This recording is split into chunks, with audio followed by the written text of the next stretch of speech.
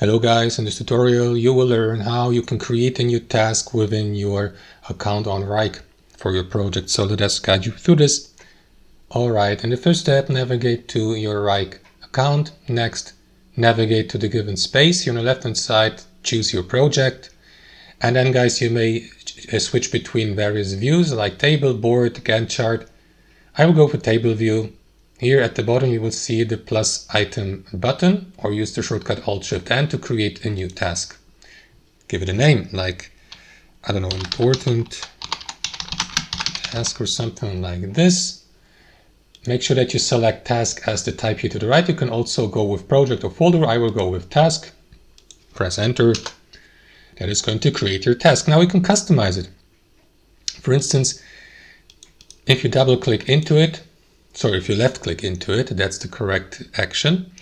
If you left click into it, you will be redirected to that overview here to the right. So here you may describe it. For instance, you may upload files that are important for the given task, like instructions in a Word file format or images, and so on and so forth. You may also mention someone here in the comments by using this option.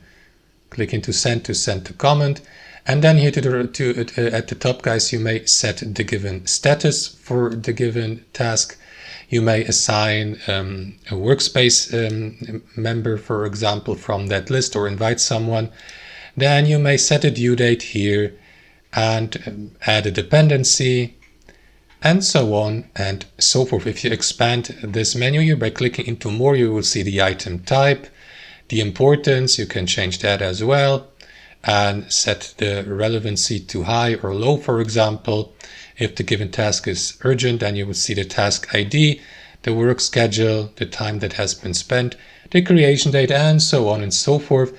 You can add also task files by clicking to this button, add a whiteboard, and that's how it works, guys. So you will see, let me just close that window here. You will see the task here listed. You can also change its position, move it to the top or to any other position here, and make it, for example, a subtask by moving it under one of the other tasks here. And that's it. You can also change the status, the due date here, monitor the progress, and check the list of assignees here. That's how it works, guys. Thanks for watching, and I'll see you next time.